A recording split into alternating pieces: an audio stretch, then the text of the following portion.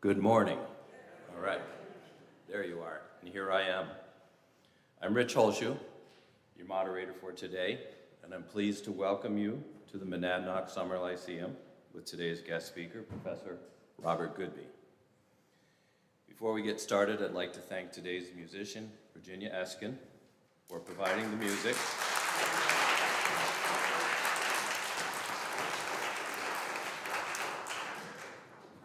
Which many of you enjoyed while waiting for the presentation to begin. And I also would like to thank the Putnam Foundation for generously sponsoring today's event, and DeCall's Garden Center for the beautiful flowers.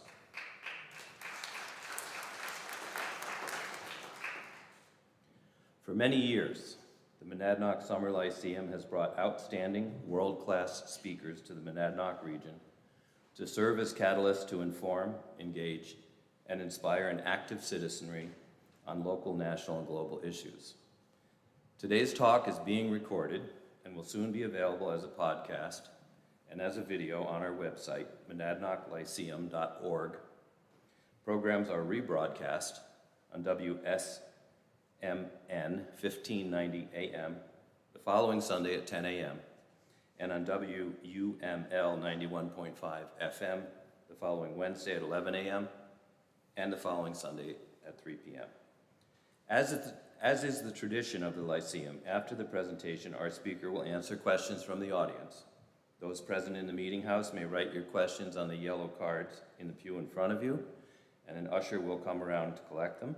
And for those watching virtually, please submit your questions by using the chat space on YouTube. The Monadnock Summer Lyceum is supported entirely through contributions from our audience members. We deeply appreciate your donations, which may be placed in the glass bowls in the church and in the parish hall. Those listening at home may make contributions on the website or by mailing your donation. Thank you for your generous support. In your pew, you will find a green card. We hope you will give us feedback on today's program and join our mailing list and/or our email list. You can either mail the green card to us or drop it in the bowls alone or with your contribution to the sustainability of the Monadnock Lyceum. For those watching virtually, you may provide feedback on today's program, suggestions for our next summer speaker, make a donation, or join our mailing list through the website. Following the program, we invite you to attend an informal reception in the parish hall through the door to my right. Now to the business at hand.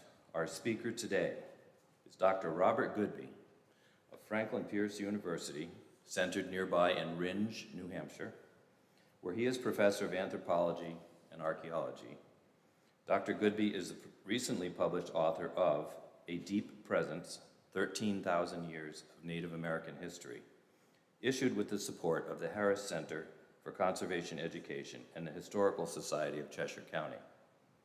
With accounts drawn from his over 30 years of archaeological inquiries here in what we now refer to as New England, the book is an intriguing, insightful, and inviting portrayal of living stories from deep time through the present, documenting human relationships with this immediate landscape. His words make it clear that all of these things are still here to be known, and they inform who we are today. And they ask us the question, how does this change our own relationship and response now that we understand better? I know Dr. Goodby as a good friend and colleague. I am honored that he requested that I serve as moderator today. I call him Bob. Hi, Bob. And I have worked with him on several projects, and I value both his professional insight and the empathy for the contemporary Indigenous people that accompany it. It is in this context that I have come to know Bob through my own full-time work with the Ottawi Project, based in Wantostogok, which you know as Brattleboro, which is a nonprofit dedicated to raising public awareness of lasting Abenaki relationships in this immediate area and to supporting today's descendant communities. He is a trusted source, an advocate, an ally, an interlocutor, and I'm happy to introduce him to you now. So I say to you, in the language of this land. Kuli payo liulal damana. Please welcome and enjoy the company of our guest today, Dr. Bob Goodby.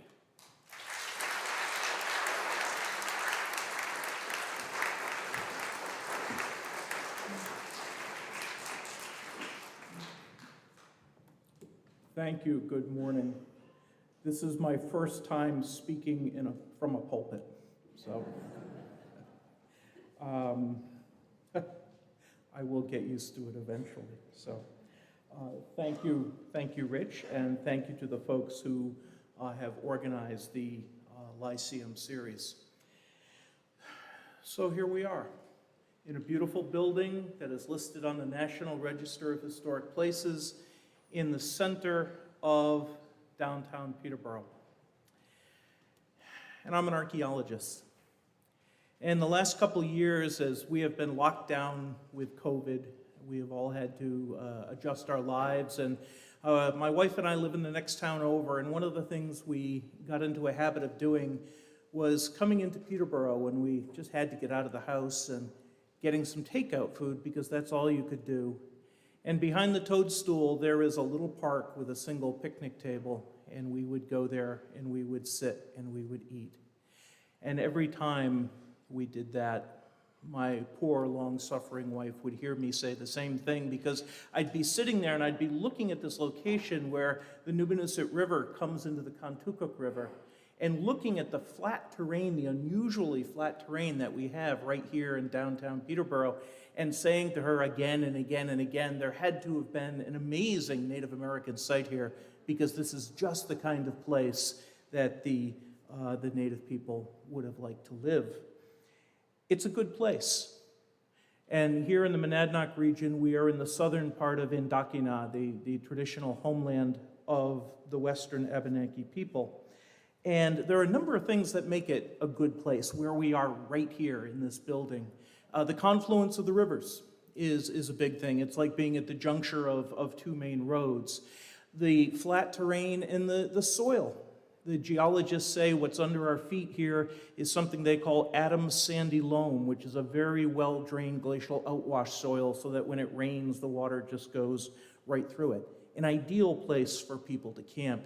And yet, as we were sitting there at the picnic table, having our meal, and I was enthusing, I was also thinking about the railroad that came through that spot in the 1860s, and I was looking at the sewer pipes and the foundations of the modern buildings, and thinking that in all likelihood, there's absolutely nothing left of the native site that was here.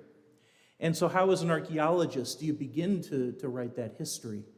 We have a lot of challenges when it comes to using archaeology to write a history that involves human beings and that gives you a real sense for the character and the flavor of people's lives. And part of our problem is we deal with objects that don't speak to us directly, that tell us some important things about people, but also miss some other things, miss some other aspects of human life. And I always wonder what we could see if we could see people in person. So I would like to read you. Picture yourself being here 5,000 years ago, and we actually have a carbon date from a site up on the Nubanuset from 5,000 years ago. We know Native people were here.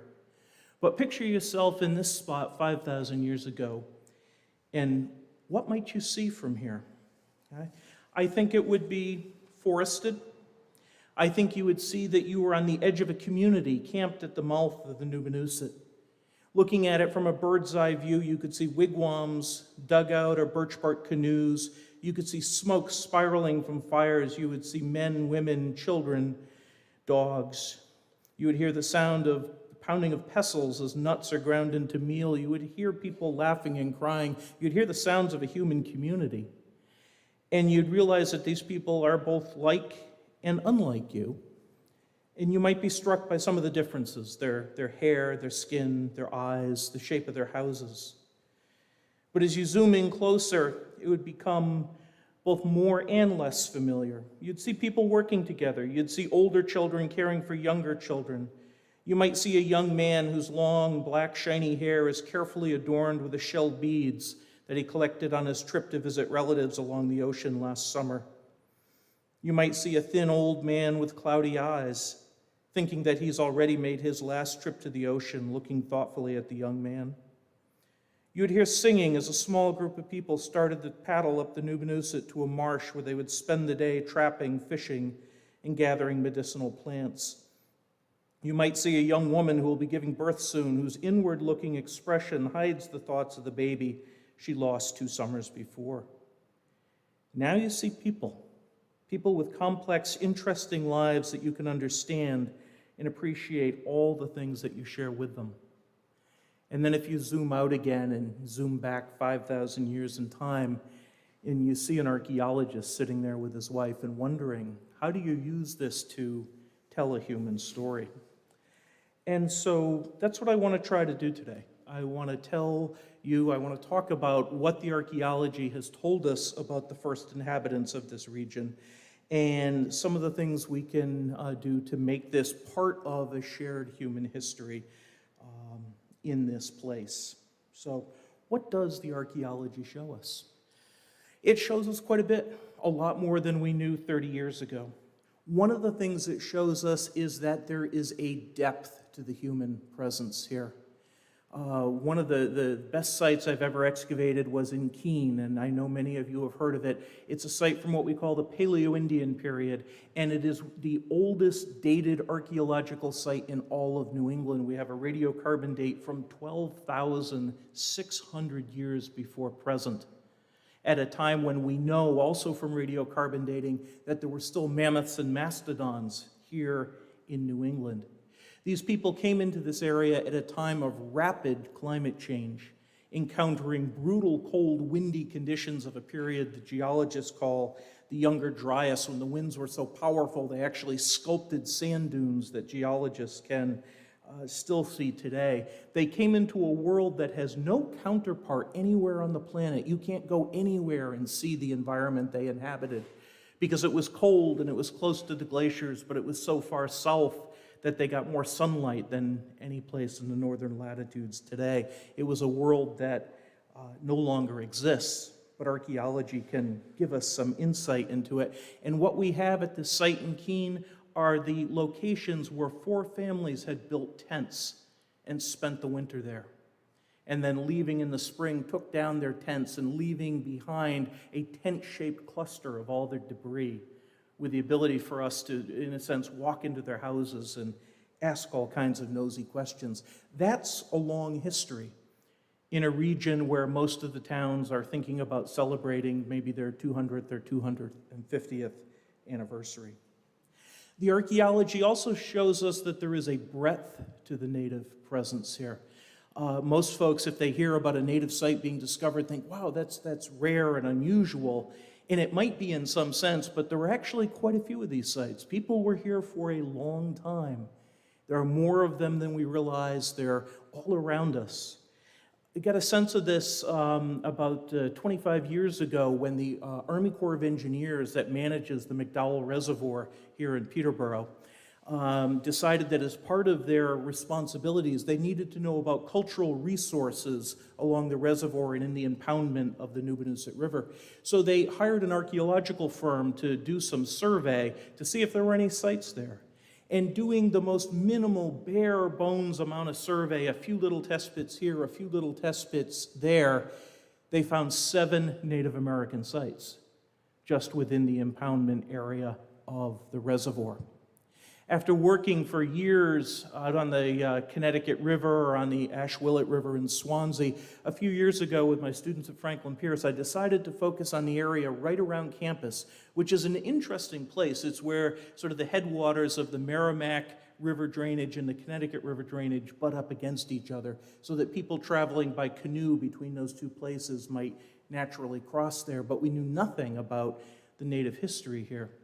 And I got permission from a private landowner and from the towns of Ringe and Jaffrey to test at 4 little locations along the lake. And again, with a minimal level of effort, we found native sites at all 4 locations. So there's a very, very rich history here. The archaeology shows us that there is continuity, that there is a deep attachment that the native people had and have to this place. One of the areas I've worked is out in Swansea, in the area around Sawyer's Crossing, which has a remarkable archaeological record that starts during what we call the Paleo-Indian period, 12,000 years ago. And if you look at the collections in the Swansea Historical Association, there are artifacts from all time periods from that point on forth. And it's a place where the history books tell us that in the 1700s, as their homeland was being invaded and becoming a bloody frontier, it's where the Abenaki chose to build a fort. There's a dam there in the Ashuelot River, a large V-shaped dam built of stones that the first settlers saw and called the Old Indian Fish Dam, used for trapping migratory fish. And we were able to show that the dam was first constructed about 4,000 years ago. But the Europeans didn't see this.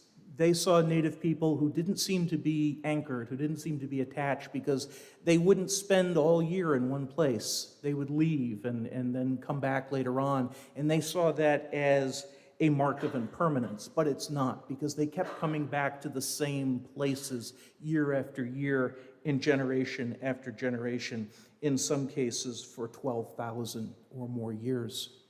There is, in the archaeology, the more we study and the more we see, there is no evidence that at any time this region was abandoned by the native people. There is no evidence for an incursion of other people from outside who drove out the indigenous population. It's a record of remarkable continuity.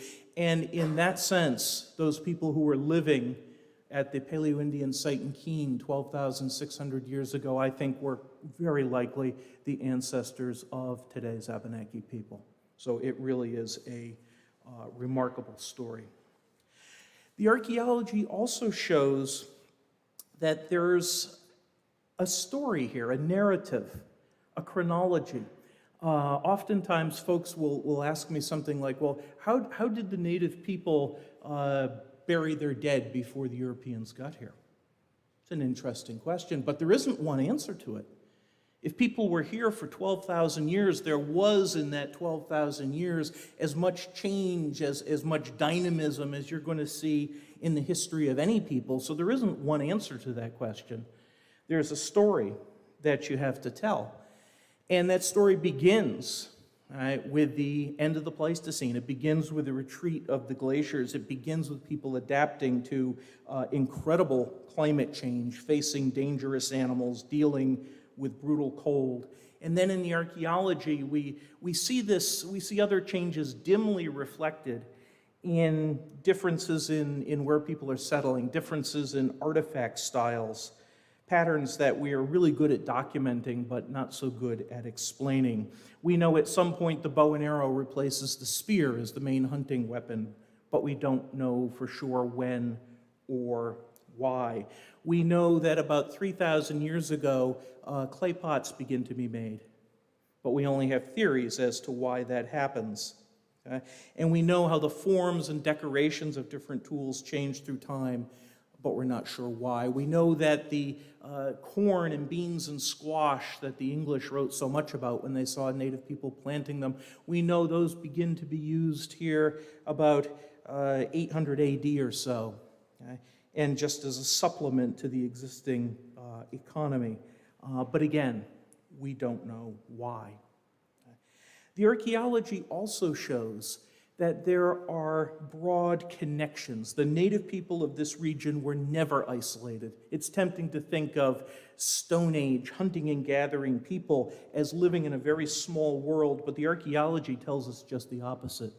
The world of these people was large and it was complicated. Again, going back to that really early site in Keene, the oldest dated one in New England, the people at that site were making and using stone tools of very high quality stone, and it wasn't coming from this region. It was coming from quarries in northern New Hampshire on the backside of the White Mountains or from north central Maine. And somehow more than 12,000 years ago, making its way through social networks all the way down here. That same stone is sometimes found as far south as New Jersey, to give you a sense of the complexity of these networks. From about 10,000 to maybe 6,000 years ago, people are using more local resources, but you see a remarkable similarity in the styles of their tools from Maine all the way down the Atlantic seaboard to Georgia. Commonly shared artifact styles that all people in this region are using. And then after about 6,000 years ago, that shifts. And the commonalities, instead of going down the seaboard, they head west. And we see similarities from the Great Lakes into New England. We can see these patterns, but we don't know why. But we do know that they show these connections. They show the big world of the native people who were here.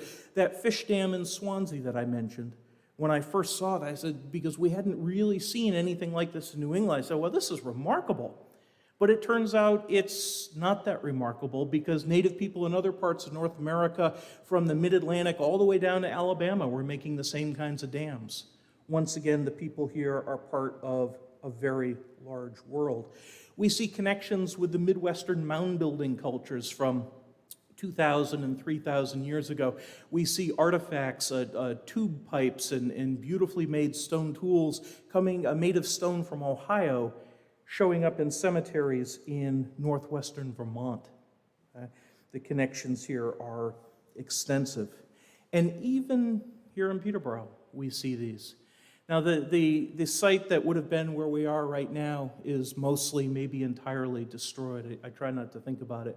But if we're to understand the people who were here, we've got to go up the Nubanuset and look at some of those sites that were discovered by the Army Corps of Engineers. And we excavated one of them, a little site on a knoll overlooking a wetland, the kind of place where people might spend an afternoon. And we found tools, we found the remains of turtles and beaver, and some of the tools were made of stone coming from the Hudson River Valley and from central Vermont and from quarry sources on the Maine-New Hampshire border up around the towns of Ossipee and Tamworth. So as much as 5,000 years ago, the people here in Peterborough were also living in those very big worlds.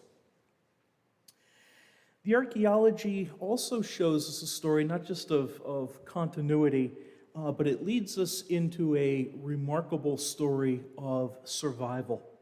Things become very difficult for the native people in the 16th and 17th centuries with the arrival of the Europeans. And we see this reflected in all sorts of ways, some of it in the archaeological record, some of it in the historical record. One of the defining facts of New England history, although many people aren't aware of it, is that a few years before the Pilgrims come here to establish that toehold, there is an epidemic that comes over from Europe, some disease of European origin that the native people were not resistant to. And in the years 1616 to 1617, that disease sweeps from southern New England all the way through New Hampshire and all the way through Maine, killing 90 to 95% of everybody, and paving the way for the English conquest of this area. We can see some reflections of that in the archaeology. We have a few sites here in the Monadnock region from that time period. The site of Fort Hill in Hinsdale is a remarkable site, occupied only for a year, from 1663 to 1664, has an interesting mix of traditional native artifacts and European artifacts that the natives have acquired because they are part of the international trade that's developing in things like beaver furs. But one of the fascinating things about that site is where it is. It's not on the edge of the river, like so many sites. It's set back from the river, and it's on a very unusual geological feature, a high mound, almost like a mesa, steep-sided on every side with a flat top. A really defensible location, and it is the only site that I've seen in this area for 12,000 years where native people felt like they had to be in a defensible location. The archaeology can give us a background for understanding the historic period here, and it is a difficult one. So here we are in Peterborough. A prerequisite for Peterborough to be, for any of the towns here to be, was the removal of the native people. Disease certainly helped, but there were also intentional policies that encouraged the extermination of Native Americans here. It's a difficult history. And we're told now by the New Hampshire legislature and our governor that we're not supposed to introduce divisive concepts into our schools. Well, I'm going to introduce a divisive concept. The extermination of the Native people here was part of deliberate public policy. And one of the ways you see that reflected in the 17th and 18th century is through scalp bounties that were offered for the scalps of Native Americans, so that during the French and Indian Wars, you could get as much as 50 pounds, which was a lot of money back then, 50 pounds for the scalp of an Abenaki man. Lesser amounts for the scalps of women and children. Okay? And at the height of this, in 1755, the New Hampshire legislature, for a short period, actually offered up a scalp bounty of 250 pounds per scalp. To give you a comparison, I rummaged around in some of the history. In 1761, a few years after that scalp bounty, the town of Peterborough voted 68 pounds be spent for the repair of the meeting house and to purchase the land it stood on. 250 pounds is a lot of money. And that has to happen before these towns can come about. Now, as those wars wind down, the Abenaki seem to fade from history and fade from the archaeological record. If you could have seen an Abenaki person in Peterborough in 1780, they would have been carrying a flintlock musket, not a bow and arrow. They would have been dressed in clothes that would be made perhaps of a lot of European cloth, and they would have carried metal tools. It becomes harder and harder to see them in the archaeological record. So you have to look in the historical record. And then it's still hard to see because the Abenaki were surviving by hiding their native identity, by not standing out. And you see them appear from time to time doing occupations like basket making, a very traditional Abenaki occupation. You see Abenaki women serving as doctresses or healers for isolated rural communities in New England. And they're often not even identified as Abenaki or Indians, they're identified as gypsies, and they're just sort of dimly there on the edges of history. And you keep running into it, though, if you're looking for it. I was reading a book a while ago on Native American baskets of the northeastern woodlands, a general book, and I'm sort of flipping through the book, looking at the pictures and reading the text and things like that, and I come on this postcard from the early 20th century, and the postcard says, Indian basket maker at the Eastern States Packaging Company, and there is a man making a basket in this industrial setting. The Eastern States Packaging Company was here. It was in Peterborough. And that industry, leading up to the Peterborough Basket Company, we had basket making going on in Keene. That was in large part drawn from the native experience. One of the remarkable stories in this region is the story of the Sedekis family in Keene.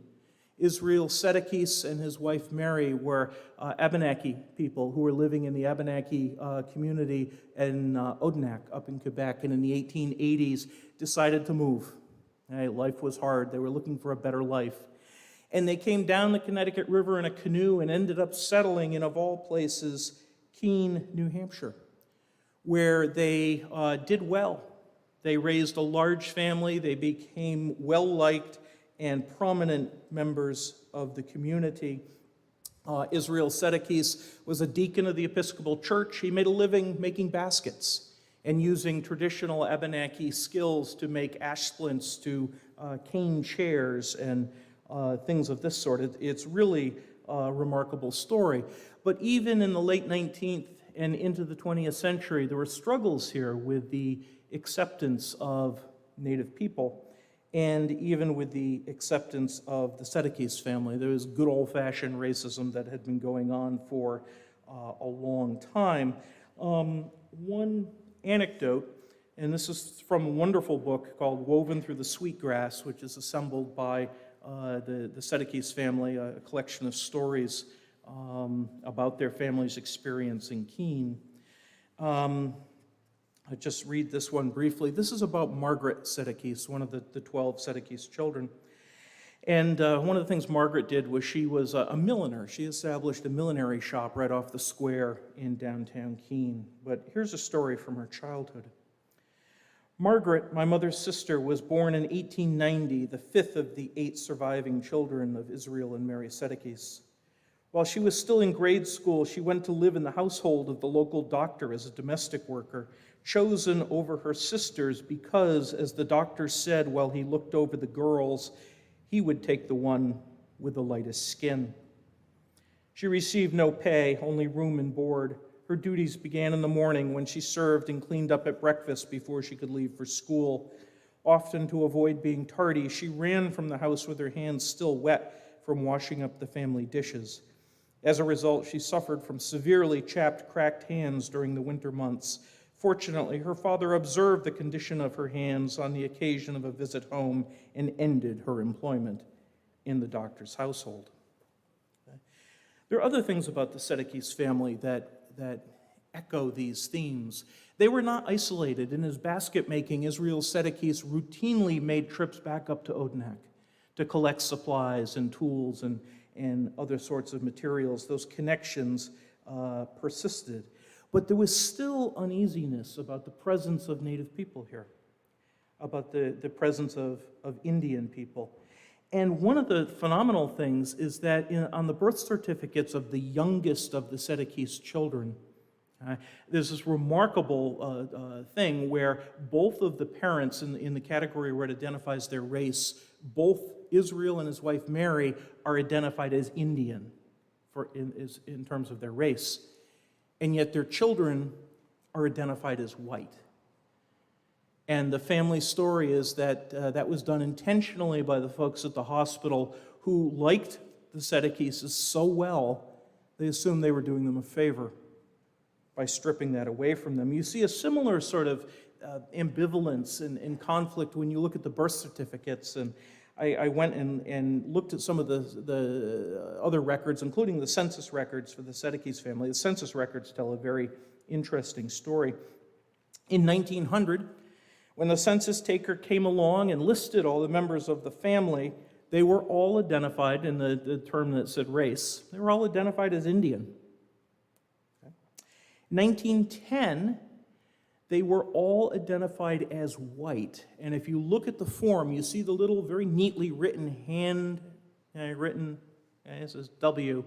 And then each one of those, they were a big family, each one of those is crossed out in the same hand, and the abbreviation Indian is written over it. And then in 1920, they're all identified as white. And this bothered the family. The last of the census records I was able to see was from 1930. And it was, I saw this when the census taker came to the home of Israel Sedekis Jr., okay, the Israel Sr.'s son. And that is a remarkable document because instead of the typical standard racial categories used on the census, I've never seen anything like this, where you're supposed to put in a standard term for race. Somebody had written full-blood Abenaki. Okay? And I have this image of Israel, who's a rather serious-looking fellow in the pictures I've seen of him. I have an image of Israel standing over the census taker and saying, "This is what you're going to write." And indeed, that's what appeared in 1930. 7 years later, Israel Jr. died of bronchial pneumonia, and his death certificate identifies him as white. Okay. It becomes harder and harder to see Native people in this region. And sometimes when you do, there are questions about authenticity. Some of the few Abenaki people who were sort of openly native and were making a living selling and making baskets, people like Louis Watso up on Lake Sunapee or Steve Laurent up in Intervale, when you see pictures of them, they're often adorned with an elaborate feathered headdress, the kind that you saw being worn by Plains Indians, the stereotypical Hollywood Indians. And they were doing that because they wanted to make a statement. They wanted to assert, we are Native people. Okay? We're Indians. And yet some people would look at that and say, well, that's not real. That's not authentic because that's not Abenaki. That's not your culture. This is just a put on. But again, if you go back more than 12,000 years ago, you can see it is real. Because the native people here have always had those connections. They have always drawn things from native communities in other parts of the world. One of the things that has become very interesting, very challenging for archaeologists is we have, and it used to be that we thought we never had to deal with native people, okay? We just do archaeology however we saw it. But there had been a long-standing conflict between native people and archaeologists over the treatment of Native American burials. Because archaeologists, recognizing burials as a remarkable source of scientific information, had always felt free to dig them up and study them and do whatever we wanted to with them. But with very few exceptions, native people saw this practice as abhorrent and wanted it stopped. The actual record of the digging up of Indian burials, one of the first recorded accounts of that is from the Pilgrims. Before they even landed at Plymouth, they were digging up native burials on Cape Cod. And then in the 19th and 20th century, archaeologists begin doing it wholesale. Okay? And that continues until the 1990s. In the 1960s, when the sort of modern Native American civil rights movement gets started, this is a big issue. And Native people are agitating for protection of their burial sites and for the return of their ancestral remains from the sites where they have been dug up. And finally, in 1990, Congress passes the Native American Graves Protection and Repatriation Act, and this dramatically changes archaeology. One of the things it does is it says that every museum, and that includes universities, colleges, etc., has to provide Native communities with a list of human remains and sacred items that they have so that they can ask for the return of them. And if they want them given back, they have to be given back. And so, for the first time in our history as a discipline, archaeologists have to talk with Indians. Okay? I remember the first time I did this, I was scared. Okay? But it turns out that in many cases, this is the beginning of really productive, collaborative relationships where both sides can learn from each other and appreciate the common interests that we have, the common appreciation of Native history as a significant thing. But NAGPRA is a funny law. Okay? And one of the things NAGPRA does is it says that this applies to Native American tribes, and a tribe is defined as a group that is federally recognized. Okay? And how many federally recognized Native groups do we have in New Hampshire and Vermont? We have none. So for the Abenaki here, for the Western Abenaki in this part of Indokina, NAGPRA seemed to exclude them. Another funny thing about NAGPRA, it applied to all these museums and colleges and universities, but there was one institution that was exempted, the Smithsonian. Okay? Holder of more than 18,000 sets of Native American remains was exempt from this. But that didn't stop people. And the Western Abenaki became one of the first non-federally recognized groups in the United States to request the return of their remains and actually get it to happen under NAGPRA, establishing a precedent where that sort of thing could happen. But this is a difficult and sad business in many cases. One of the saddest stories I was ever involved in, because I have worked with the Abenaki on these sorts of repatriations. But my late friend and colleague, for many years the repatriation coordinator for the Abenaki, Donna Moody, discovered that in 1873, the remains of two people, a man and a woman, had been found in Laconia, New Hampshire. And since they were Indians, okay, they were put in a museum. And then they were sold for $12 to another museum in Hopkinton, New Hampshire, where for almost 70 years they sat there as part of the collection of curios and fossils and things of that sort. And then in the 1950s, a new director came in for the museum, and she decided that she didn't want a bunch of dusty, dirty old bones. So they were deaccessioned and they were thrown in the town dump. Okay? And 10 years ago, my friend Donna, finding this out, what's to be done? Well, she did some research. She found where the dump had been in the 1950s, and she went there. She put down some tobacco and said a prayer. Working with Native people has been productive. Okay? Native people do have their own history. Sometimes it complements what we do. Sometimes it contradicts. But we've had the ability to learn from each other. Okay? The archaeologists tell a story about people coming into the Monadnock region 12 or 13,000 years ago and encountering mammoths. The Abenaki creation story says they didn't come here from somewhere else, but they were created here at the beginning of time. But in their creation stories, there is one character whose Abenaki name translates into lip-rolled-up man, who's a big, hairy, monster-like creature with this big proboscis coming out the front of his face. Sounds an awful lot like a mammoth. And there, okay, the two stories seem to coexist very nicely.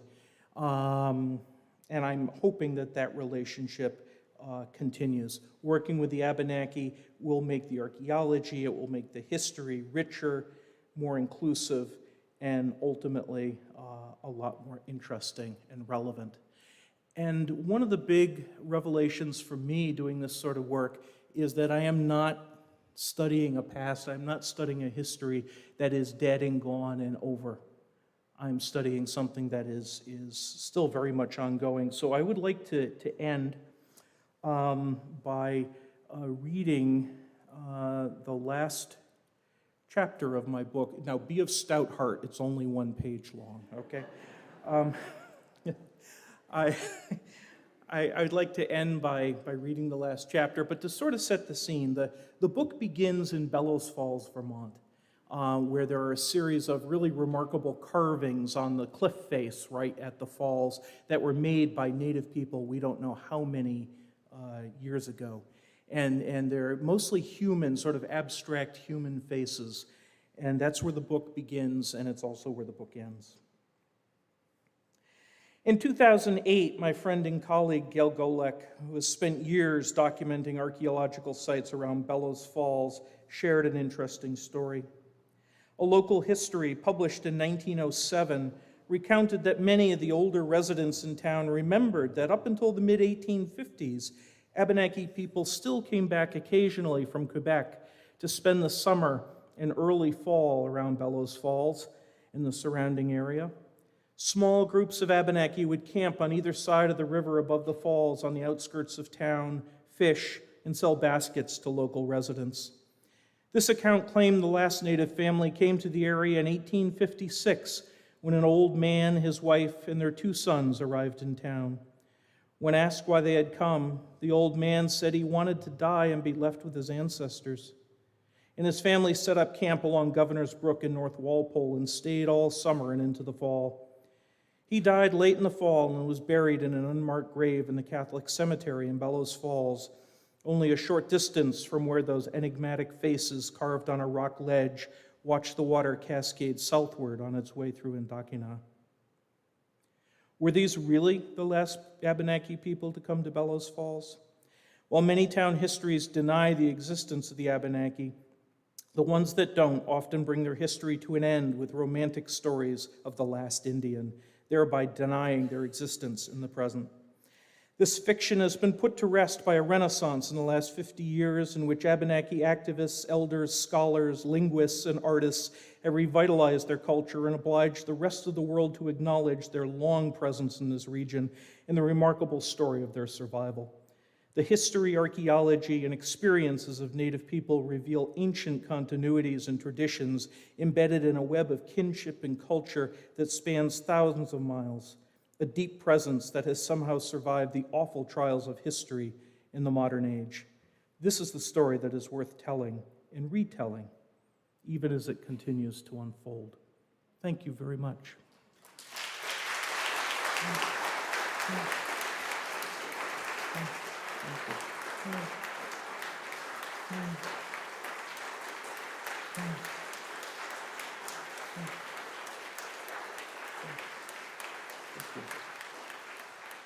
Thank you. Over to you, Rich. Do I stay in the pulpit? And, I like this. Yeah. Okay. Yeah. I want to teach my classes from this kind of vantage point. Thank you, Dr. Bob Goodby, for your insightful thoughts on using archaeology to write Native American history. We now have some time for questions from the audience. For those watching virtually, you may continue to submit your questions using the chat space on YouTube. And while the ushers collect the yellow cards we spoke about, here they come. Let me begin by asking this. I get the leading question. Dr. Goodby, what, in your estimation, is the value to those of us who are here today, beyond simply curiosity, in understanding the stories of human presence here so long ago?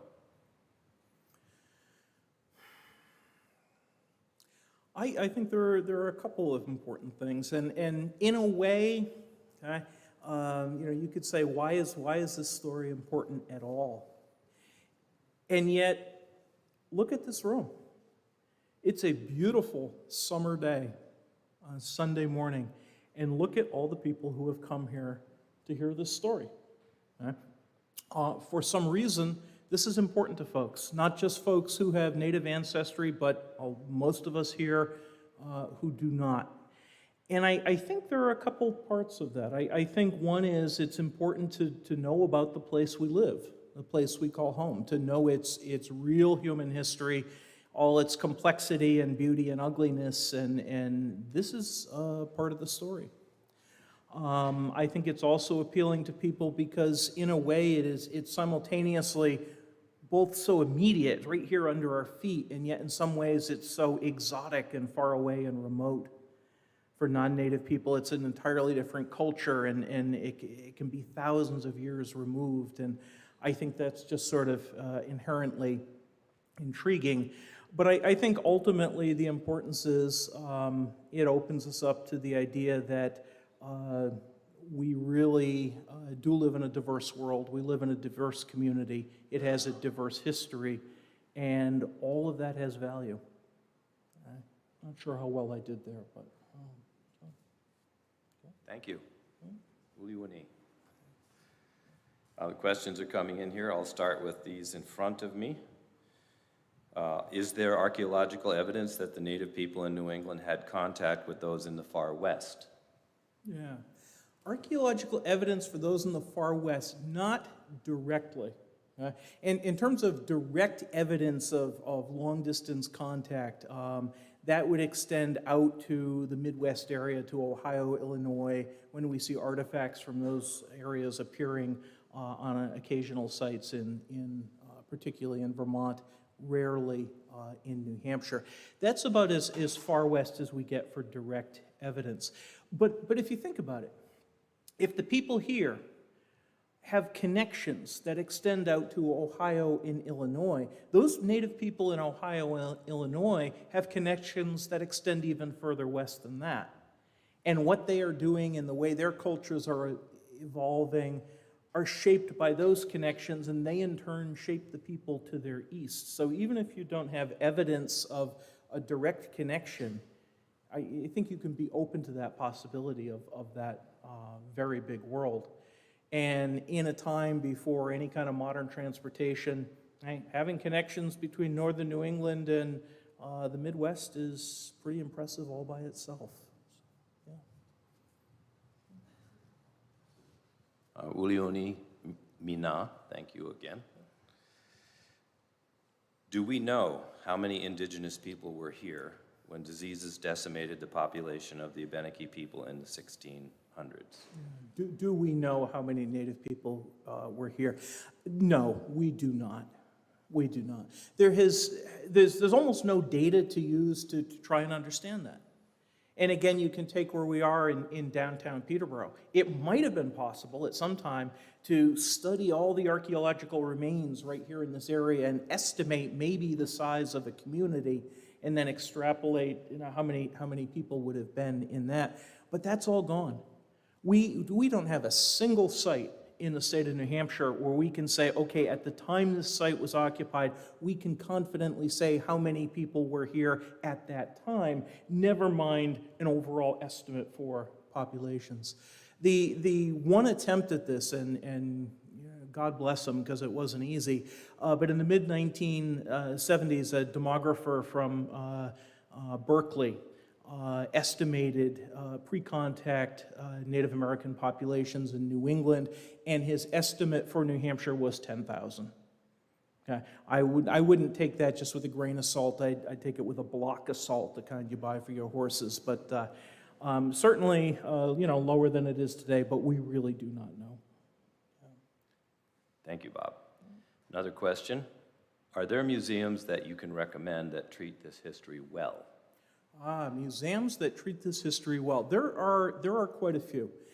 And one of them is kitty corner to where we are right now. The Monadnock Center for History and Culture. When I came to Franklin Pierce back in 2000, one of the first connections I made was with their director, Michelle Stahl, and she reached out to me because she was redoing the lobby when you enter, and it has a timeline, a historic timeline, and she said, this needs to begin with Native Americans. Can you help me with this? And ever since then, that institution has valued and tried to include the history of Native people in all its programming. Same sort of thing with the Historical Society of Cheshire County. But a really wonderful one, if I could pick one, would be the Mount Kearsarge Indian Museum in Warner. They not only have a really nice collection of traditional Abenaki material culture, but more than just a museum with a bunch of objects, they have become a cultural center for Native people, so that you can go there and you can see artists perform, you can see musicians perform, and their powwow, their summer powwow, is next weekend. And if you want to have a really enjoyable time and see the vitality of the Native community here and see some really nice material things as well, I would send you up there. Are you going to be there? I am thinking of going there, yes indeed. Yep. Okay. I'm worried if I do, they're going to draft me to be one of the volunteers. That's happened before. So. Another question: have you recovered any evidence of Abenaki music? I wonder if that comes from Virginia Eskin. Have we recovered any evidence for Abenaki music? Not in the archaeological record. There are a handful of sites in the Northeast where I know fragments of bone flutes have been recovered. But that's as close as we get. And that's one of those things about Abenaki culture that the archaeology is really handicapped with. Because that does not survive, it does not preserve. Our best way into that is going to be to look at contemporary Abenaki music and to trace it back. But no, as an archaeologist, I have not. Thank you. What would it take to discover the age of the carvings in the stone walls at Bellows Falls? That's a tricky one. Okay, how would you determine the age of those carvings at Bellows Falls? And we had the same sort of problem with the stone dam in Swansea. How do you determine the age of that dam? Our main technique for getting a real age in years in this part of the world is radiocarbon. But radiocarbon dating requires that you have organic material. It's got to be something that was alive, so it does not work on stone. We were able to date the dam by finding remains next to it, okay, on the bank of the river, remains of fireplaces with fragments of burned wood, and we're able to get a date. But those carvings are going to be hard. They are in such a scoured environment. They're right at the choke point of the falls, and they've also been brutalized by dumping of all kinds of garbage and road waste on them over the years, and there's nothing there to date them directly. I think that's going to be a tough one, and I know, Rich, you're involved in the grant that's looking into these carvings. I think probably the best way is to cast your net wide. Look at other sites in the Northeast where you have these kinds of carvings, see if there are dates that go along with some of those other sites, and maybe by extrapolation you can. Thanks, Bob. Can you speak a little bit more about what you have found at your recent look at Contoocook Lake in Jaffrey and Ringe by the college? Yeah. What did we find when we began doing archaeological work right in this area? What we found on the face of it was not really spectacular. Right? Sort of thing that if you came to the site and I laid out our artifacts, you'd say, oh, okay. The most common thing we find, and really sort of the telltale sign that you have a native site, are the little chips of stone that are left behind from tool making. If you're making a spear point or an arrow or a knife, you've got to chip away at the piece of stone. You leave these little chips behind. They have a very distinctive form, and we found those at all of these sites. This was our first sort of entry into this. At one of the sites, we found the remains of a cooking fire. So as we're excavating, we came down, we found a concentration of burned wood or charcoal surrounded by some reddened or cracked stones, and a few artifacts right around that. We also had at that site a stone tool that stylistically we know is 3,000 to 4,000 years old. We also had some fragments of pottery that we know are about 1,000 years old, telling us that that site was occupied at least twice. But really, we're just scratching the surface at this point with those sites. So here's a related question, and I can only do 2 or 3 more, and then we have to wind up here.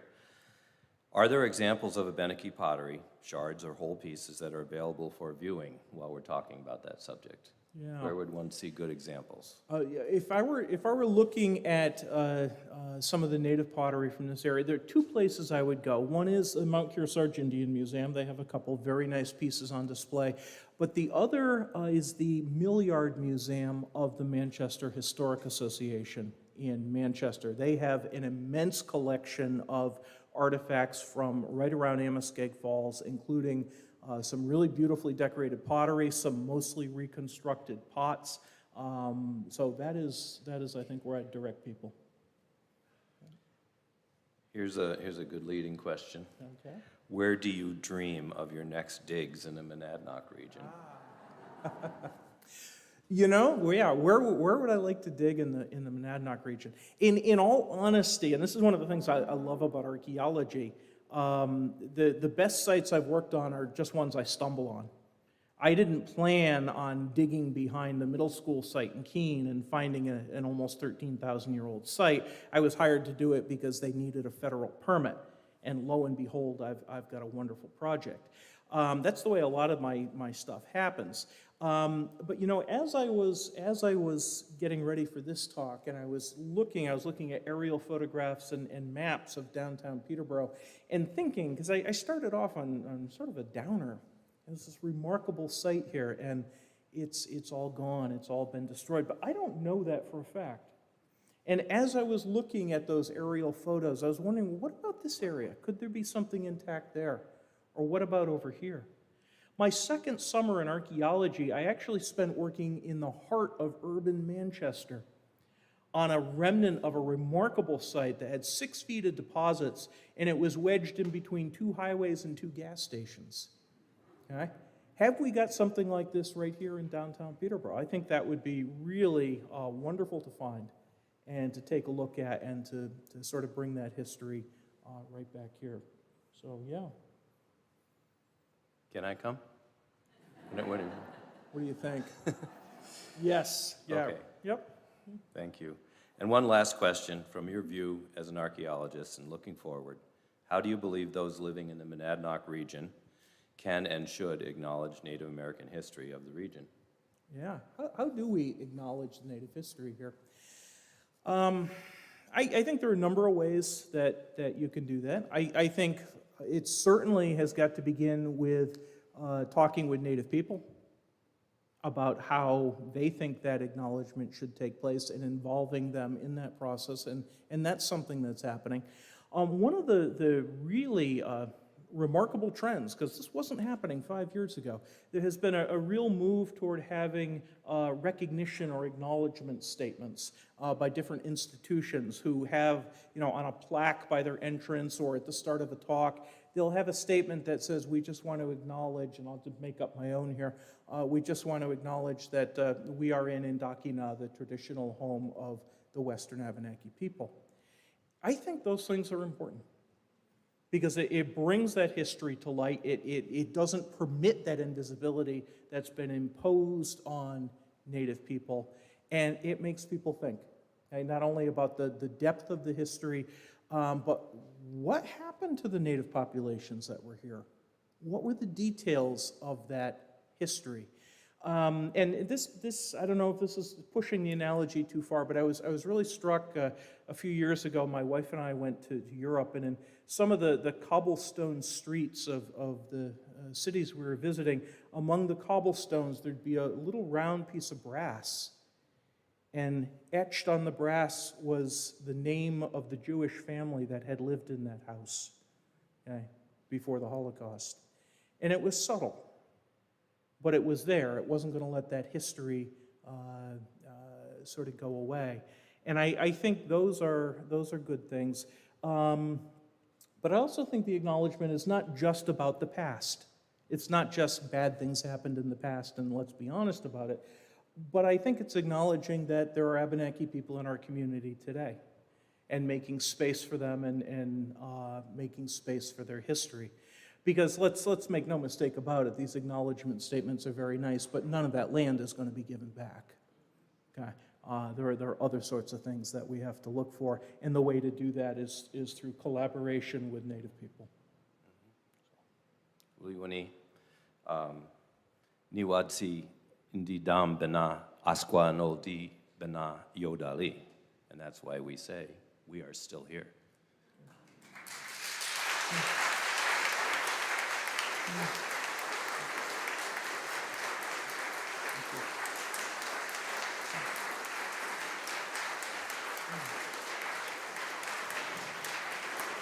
Thank you.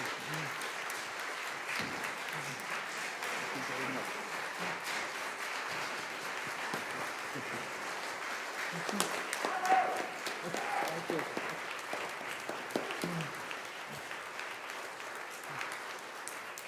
Thank you. Thank you very much, folks.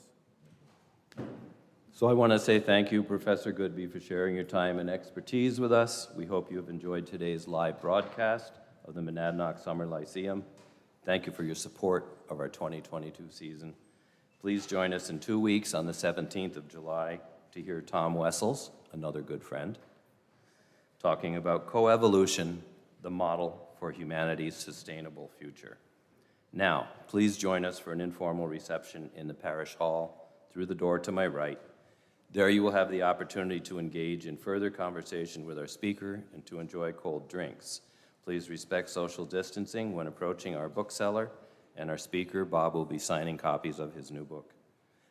Uliwuni, thank you.